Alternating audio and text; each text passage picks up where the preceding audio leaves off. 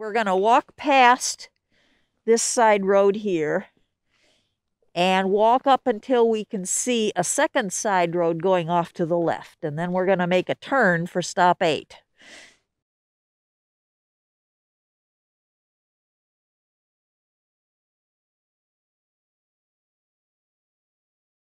You'll notice there's a signpost here.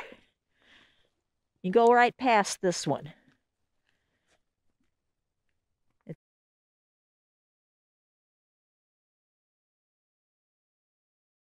And this is very interesting. This is a lovely pile of mossy logs, and I looked around and I could not find any additional lichens in it. So don't get discouraged if you pick up sticks along the way and you don't see something. I don't really know why lichens will grow very abundantly in some places and not in others.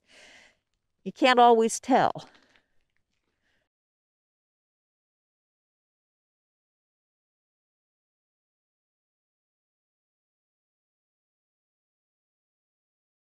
This is not an official stop, but whenever you see a bunch of branches near the trail, to look at them and see if you can find some of these lichens that I'm pointing out on other. I don't actually see many here, but there probably are some. So we got the official stops, but whenever you see a pile of branches, stop and check them out. Now, here we come to our next signposted road here.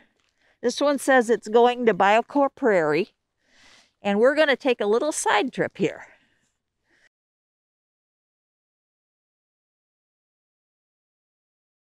And the first thing we should do is admire this oak with its big spreading branches that grew up when it was in the open.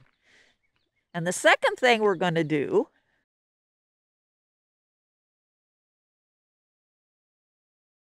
is look at these branches that fell down from the oak. They were growing high up, but maybe not too high, because you can see they got lots of moss on them. And you see all these lichens here? This is all one kind of lichen. And I'm going to check to make sure I have the exact right common name for it. It's a shield lichen.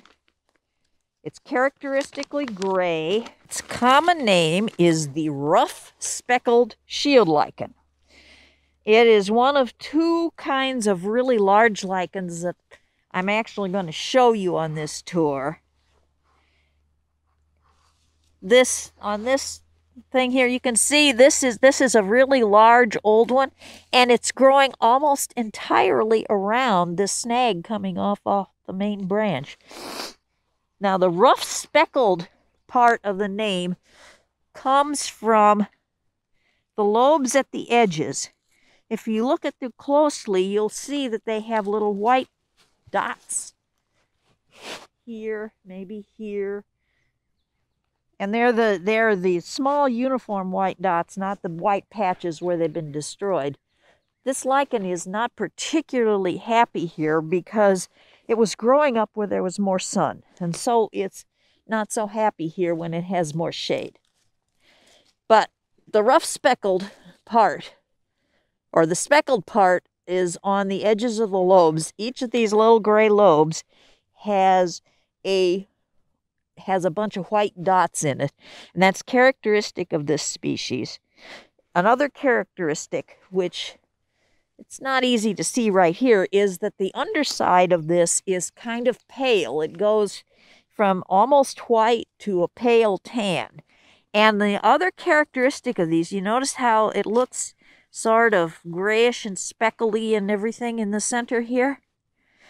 These are actually thousands of little teeny tiny finger-like projections, branched sometimes, in the center of this, and that's another characteristic of this species. Their official lichen name is Isidia, and they are these little finger-like projections that are the same color as the thallus or a little bit darker. that are characteristic of a lot of different lichen species, but this one is a very common one. And this is probably the most prolific set of lichen thalli that I could find on this tour. But this is a lot for even when you're walking around anywhere else in the preserve.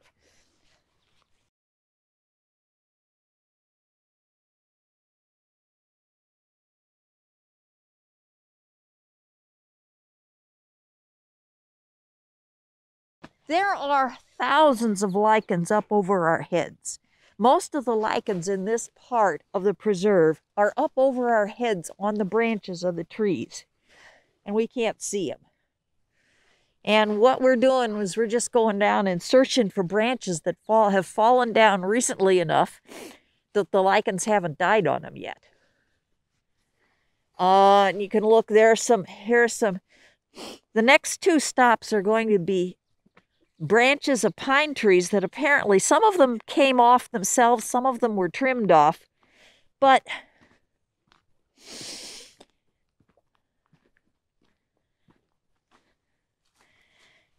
they all have lots of lichens on them.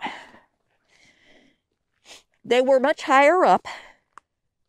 I think this is a red pine. But anyway, we'll see some more at our next two stops. But whenever you see these branches by the side of the road, take a look at them.